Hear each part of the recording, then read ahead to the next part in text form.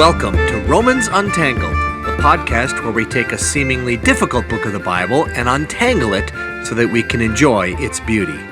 Season 1, Episode 7, The Great Exchange, Romans 1:18 to 25. When you hear the word sin, what comes to your mind? The breaking of a commandment? Doing harm to others? Breaking a moral code of some kind, either external or perhaps your own internal conscience? This week on Romans Untangled, we will look at the premier definition of what sin is in all the Bible. Hey, I want to welcome you back. Again, this is Pastor Steve Treichler out of Hope Community Church in Minneapolis, Minnesota. I hope you're doing well today. We just celebrated Easter here. Beautiful Holy Week. I hope that you and yours are doing well. If you remember right, we've been talking every time about another Bible study tool. Every week I want to give you something, and for those of you brand new to the Bible, hopefully this will give you some ways to go about reading the Bible and studying the Bible and learning about the Bible that will relatively quickly on-ramp you into ways that you can understand things that maybe you felt were above your pay grade, so to speak. Those of you who've been students of the Bible, maybe been around the Bible for a long time, these are some great insights and ways, kind of tricks of the trade, if you want to call it, for a guy who's been preaching for about 25 years, of ways that you yourself can study Scripture and get to know it better. We've looked at, so far, just to kind of review the tools, we've went through the nature of letters, because the book of Romans is a letter, and how does that work with communication? We've talked about versions of the English Bible, going all the way from more of a paraphrase look at it, all the way to word for word. We've talked about connecting words. We're going to repeat that again today, not in fullness, but I'm going to go back to that. What are these little connecting words at the beginning of sentences when you look at a literal version of the Bible, like the New American Standard Version or the ESV? We've talked about how to read the Bible. And when we read the Bible, we believe the correct way to read the Bible is actually looking that all of this will point to Jesus Christ. And so in some senses, we read our Bible backwards. We start knowing about who Jesus is and what he has done. And in a sense, then that brings us to completion from some of the things in the Old Testament. And then last week we looked at just a basic outline of Romans. And if you remember right, I gave you just a very simple outline. That was, we have an introduction, we have the theme verses, which we're going to go over again and again and again.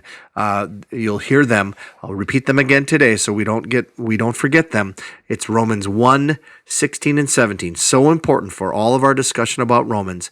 Then I just call it two things: the gospel explained, the middle of chapter 1, all the way through chapter 11, and then the gospel lived, chapter 12 through the middle of chapter 15, and then we just have a conclusion.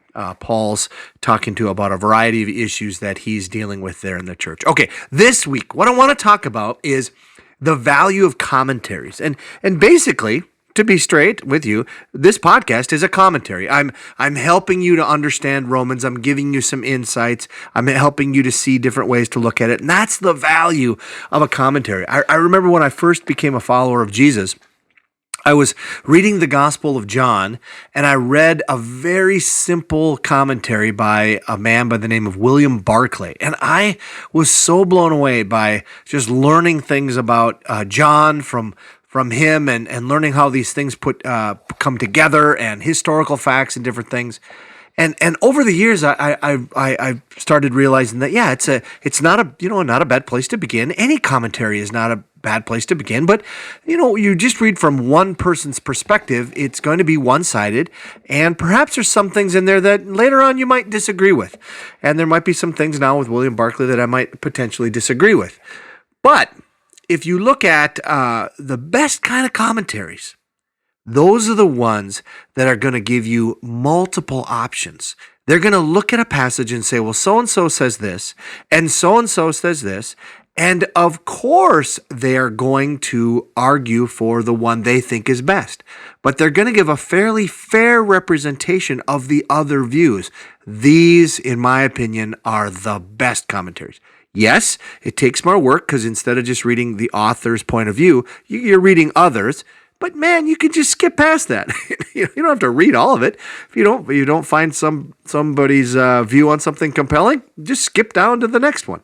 And I find these great. And so Let me tell you, now you're probably asking, where do you find these? There is an amazing website out there right now called bestcommentaries.com. I'm not kidding you. It really is called bestcommentaries.com. I'm going to navigate there, and I know it's terrible to do here with just audio, but you go to bestcommentaries.com, and then you just look at it, and it said OT books stands for the Old Testament books, and NT books stands for the New Testament. You'd click on New Testament. You'd go over then to commentaries on Romans. You'd click on that, and it is going to rank them. It's going to give you all of the different great commentaries that have been written over the last 75 years or so.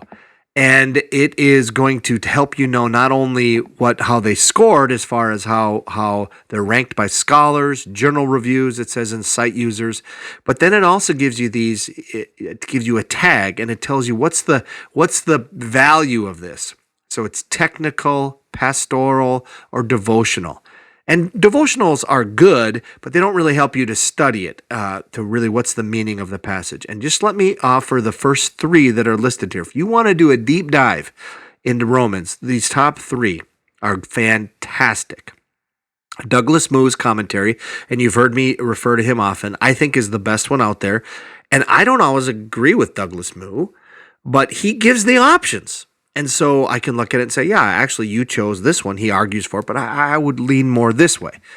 And so I think that's fantastic. He's got this commentary. It's put out by the series is called the NICNT, which is the New International Commentary on the New Testament. But like I say, you can just go to bestcommentaries.com and you can see it right there. Now, he's got two versions. He's got a second edition. Make sure you pick up the second edition because he's got some helpful things in there.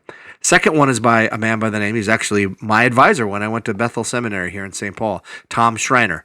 He wrote a book called Romans also, and it's a fantastic one as well. He gives options as well and argues. In some cases, he argues differently than Moo, and that's fine. These guys are friends, so they love each other. They both love the Lord. They're just looking at it a little bit differently. And so he's also got a second edition to his commentary. Make sure you pick up the second edition if you're going to do it. The third one is kind of the classic one, but it was written in 1975. So that, of course, is 46 years ago. So he is not going to deal with any of the scholarship that has happened from 1975 on. I think some people tried to even update it. I'm not sure that this man is still alive. His name is C.E.B., 3 initials, must be very important, Cranfield. Cranfield's is one of the classic commentaries on Romans. Of course, these are going to be more technical in nature. They're going to try to help you get into the initial meanings of words. To be honest with you, if you don't know the Greek, I would probably tell you not to look at Cranfield. It's going to be a more difficult commentary. But the other two are not going to assume that you understand the Greek language, which, again, most of us don't. I want to highlight Douglas Moo's commentary or Tom Schreiner's. And again, there's going to be times where, we're all going to disagree with them. Heck, I disagree with myself. I've been studying this book for 30 years. I disagree with myself sometimes. So let me encourage you to, perhaps in your study here, at some point in time, if you really want to keep going, to go ahead and pick up a great commentary. Okay, let's get into our study. I want to remind you of the theme. I'm going to do this all the way through when we got 2 more podcasts after this one, just in chapter 1. Let me read it to you. This is Romans 1, verses 16 and 17. For I am not ashamed of the gospel, because it is the power of God that brings salvation to everyone who believes, first to the Jew, then to the Gentile. For in the gospel the righteousness of God is revealed, a righteousness that is by faith from first to last, just as it is written, the righteous will live by faith. So again, this theme we covered a couple weeks ago. I'm not going to go over it all again, but just remember, this is what this book is about. It is about the gospel. It's the power of God, and it brings salvation to believers. And the reason for that and how it works is, for in the gospel, the righteousness of God is revealed. And we started talking about the options of what does that phrase mean, and we're gonna see even today that there's helpful things to understand what this word means. And by the time we get to the middle of chapter 3, we will land on what we think that term really means. What is this righteousness of God, and how was it revealed? The gospel is revealed, okay? So today, last week I did an overview of the rest of chapter 1, verses 18 to 32. I want to do in the next 3 sessions, this one and then 2 more, I want to do a kind of a deep dive into some of the things that are being referred to here. This week, I think I'm just so excited to look at with you this great exchange that happens, and we'll talk more about that. Next week, I want to hone in on why does the Apostle Paul pick up the issue of sexuality and immorality and sexuality. And primarily, why does he pick up the issue of homosexuality? What's going on there, and why is it? I want to devote a whole podcast to that because not only I think it was important at the time that he wrote that, it's extremely important in our culture today as we look at some of the ways that sexuality is being understood and talked about both in the culture and in the church. And so I really want to do that. And then lastly, we're going to look at what is this? What's going on in the minds of people? And they have this law that's in their hearts. It says that they know the law of God that's in their hearts, and that's from Romans 1:32. We're going to spend a whole time just on that. So let me read Romans 1:18 to 25. Like I said, we're doing different versions today, and all I want to do today is just basically highlight all of the different interesting words that are in here and see how they come together. That's all we're going to do. So here we go. Romans 1:18 to 25. This week I'm reading from the New International Version. The wrath of God is being revealed from heaven against all the godlessness and wickedness of people who suppress the truth by their wickedness, since what may be known about God is plain to them because God has made it plain to them. For since the creation of the world, God's invisible qualities, his eternal power and divine nature, have been clearly seen, being understood from what has been made, so that people are without excuse. For although they knew God, they neither glorified him as God, nor gave thanks to him, but their thinking became futile, and their foolish hearts were darkened. Although they claimed to be wise, they became fools, and exchanged the glory of the immortal God for images made to look like a mortal human being, and birds, and animals, and reptiles. Therefore, God gave them over in the sinful desires of their hearts to sexual impurity for the degrading of their bodies with one another. They exchanged the truth of God, about God, for a lie, and worshipped and served created things rather than the Creator, who is forever praised. Amen.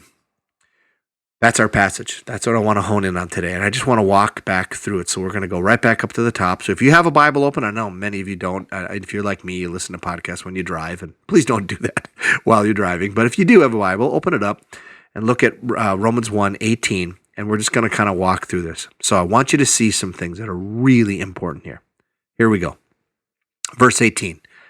It says, the wrath of God is being revealed.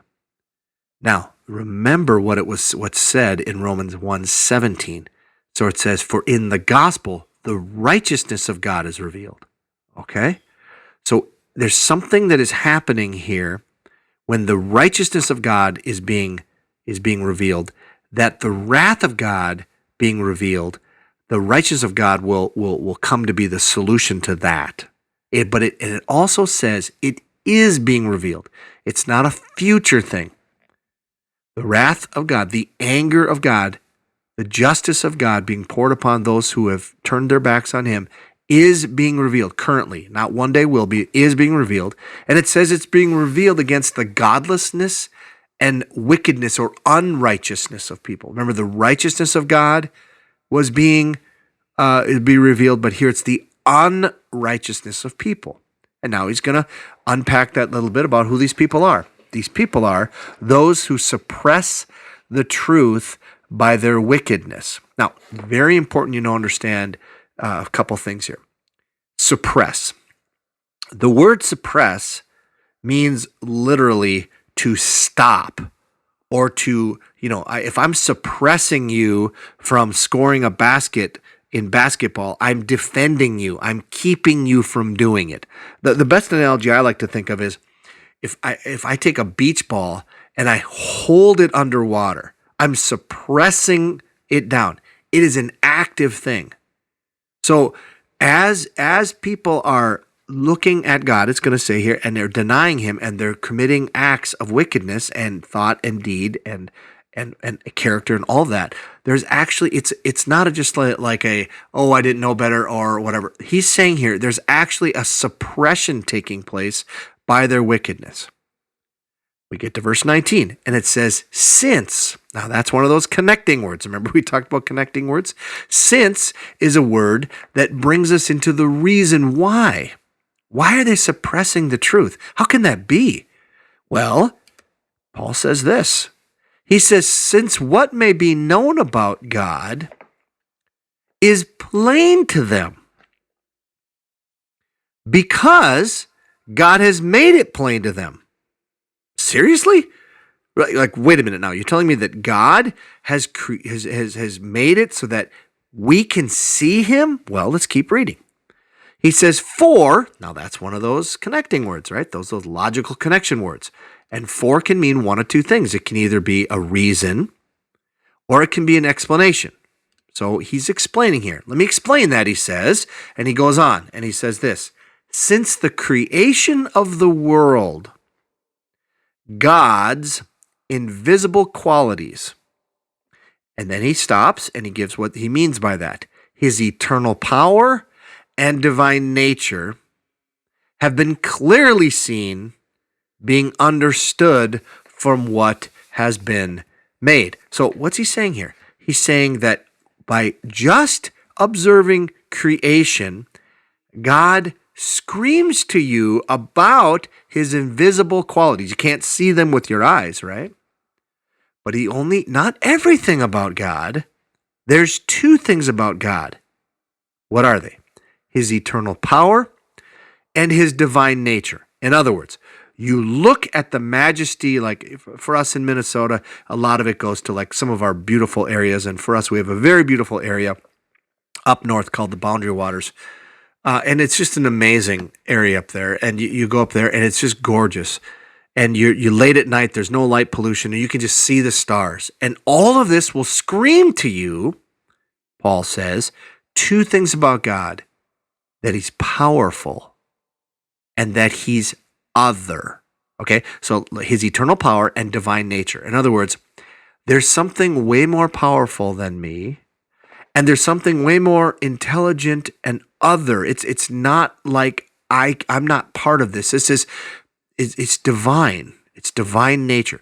That's all that you get out of creation. You don't get everything about God just by looking at a tree or looking at the stars or looking at the beautiful rock formations or looking at a dog or looking at a cat.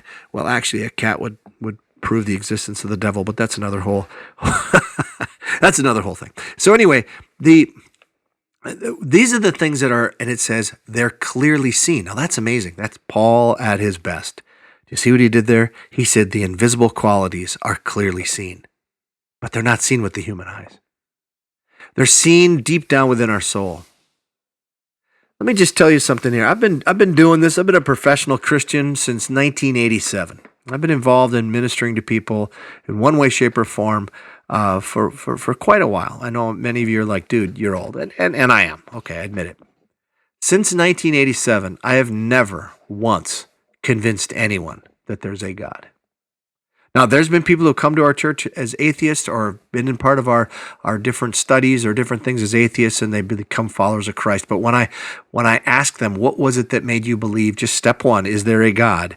It was never anything that I said to them. Now, that doesn't mean the great apologetics ministries and things out there to prove that, 7 proofs why there's a God. They're good. They are. But ultimately, it just comes to a place where people say, I just knew it. I mean, in the depth of, I needed to know that I wasn't committing intellectual suicide, but I just knew that there was a God. Then Paul goes on to say, so that people are without excuse. The result of us is there's no excuse. We can't say, I didn't know. Everybody knows. So Paul is saying that this happens not because we have the Bible, not because we have a pastor or a friend or a missionary or someone. No, it's just because of creation. We see that, and yet we suppress that truth. He goes on. And he says, for although they knew God, and the they here is referring to everybody who would not necessarily learn about God from those other things I talked about. Just being a human being in this world. For although they knew God like that, now it's not talking about they knew God like knowing Jesus Christ or part of a church, or that's not what he's talking about. He's just saying they knew God like that, his invisible qualities, that he's divine, that he's other, and that he's powerful, that he's that.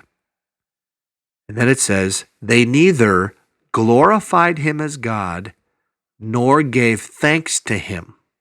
Okay, so what this would say then is the proper response to when you feel and you know this God, and you may not do it exactly the way, say, a church would do it, but there's something in you that would just say, there is the other, and I need to glorify him, and I need to give thanks to him. But when that doesn't happen, he says, their thinking became futile, and their foolish hearts were darkened. And so instead of that, because they don't do that, they claim to be wise, but they became fools, and here it is. And they exchanged the glory of the immortal God, the true God. They exchanged that. And it goes on to say they made images. This is immortal. They look like mortal human beings or birds or animals or reptiles. This goes back to like kind of pagan idolatry. We made a god out of stone, and we worship that god or something. But there's something right about pagan idolatry, in that it's telling me there's something out there, but then they're wrong, and then they think that they can manage it. If you look in the history of the world, you have the great Greek and Roman gods and how they would worship them and some of these things. But Paul's going to go even deeper than that in just a moment. So just don't think, he's just talking about, people of the old who bow down before some type of idolatry and all that. And let's keep going here. He says, therefore, because of this, God gave them over in the sinful desires of their hearts to sexual impurity for the degrading of their bodies with one another. I'm going to hone in on this next week, so I'm not going to really land on it this week. All I want to land in on is this idea of gave them over.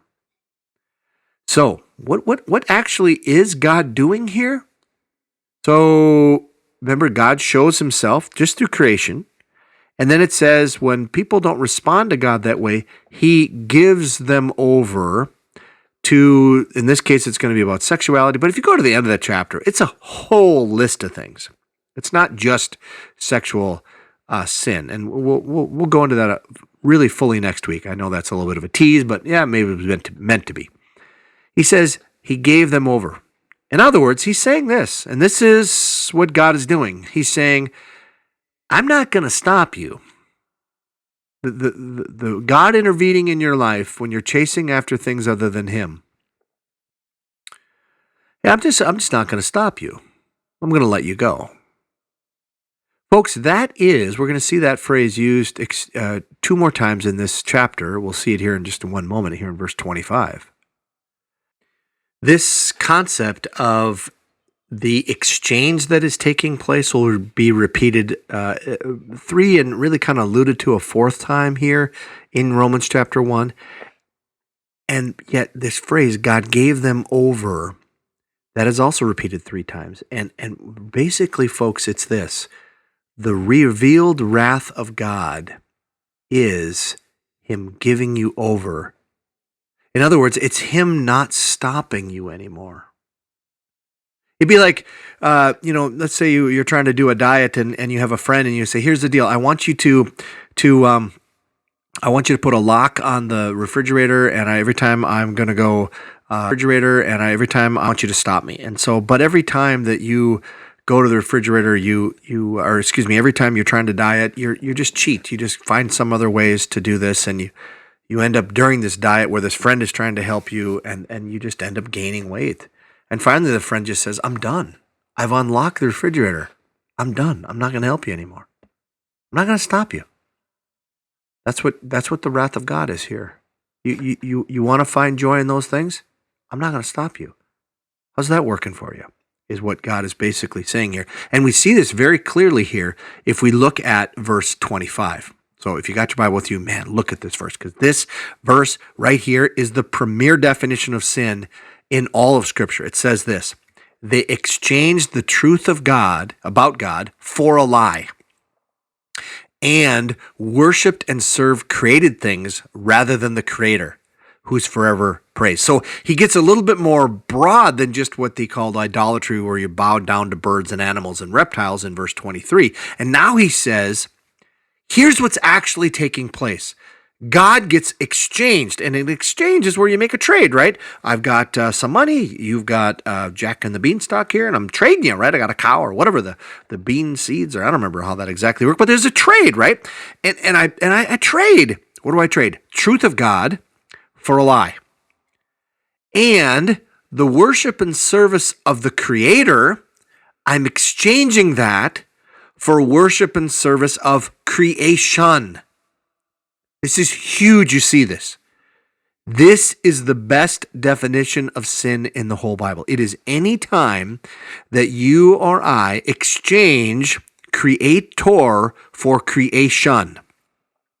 If you go back to Genesis 3, the serpent in the Garden of Eden was telling them, listen, when you eat of the fruit that God, it sounds like maybe he told you maybe not to eat it, but whatever. And he's lying to them. But then he says this, he says, for God knows when you eat from it, your eyes will be opened. And are you ready for this? And you will be like God, knowing good and evil.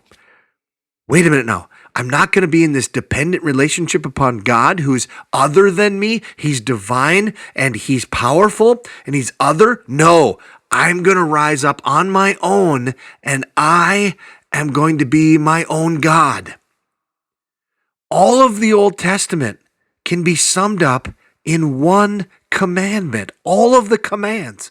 And it's the first command on Moses' tablets. It says this: you shall have no other gods before me.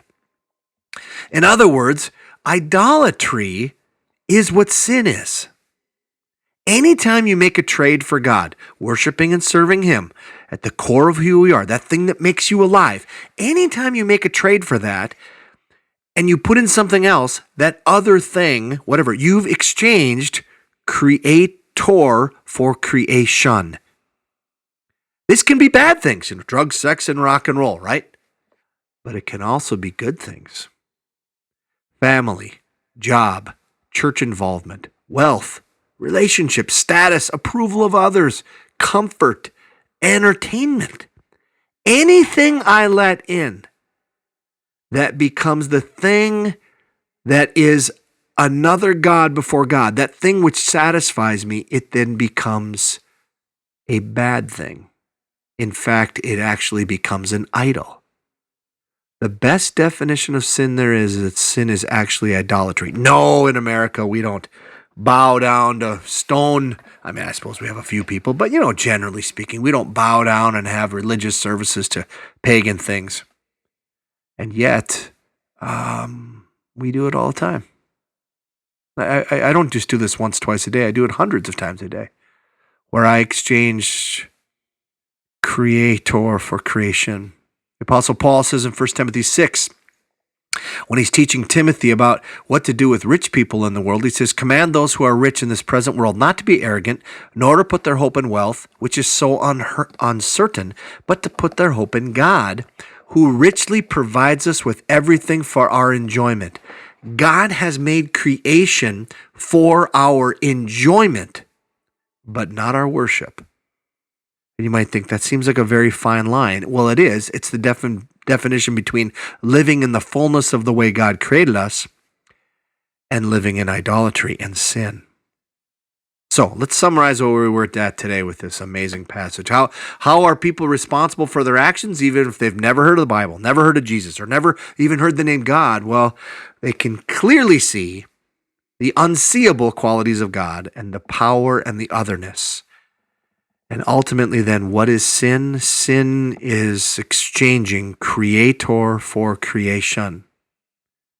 And therefore, the revealed wrath of God that is in chapter 1 here is God basically saying, you want that? You think that's going to satisfy you? You want to chase a career out of your life and you think that's the thing that's going to make you life to the detriment of your other relationships and your family and your personal health and your relationship with me? You know what? I'm not going to stop you anymore. Go ahead.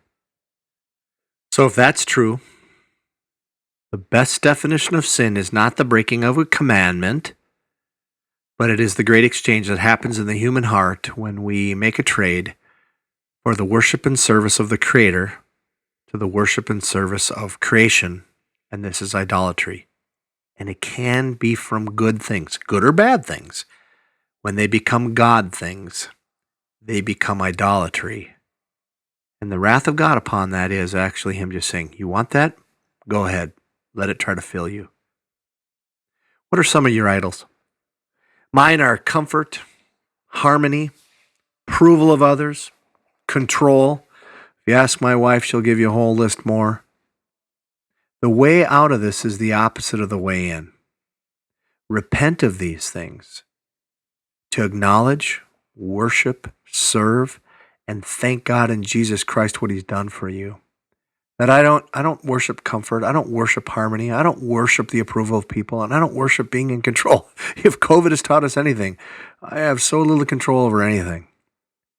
This week, may you, through Jesus Christ, look at your own life and see some of the idolatry that you have. And because of the grace of God, we can look at that and start to go after it and say, Jesus, I want to simply follow you.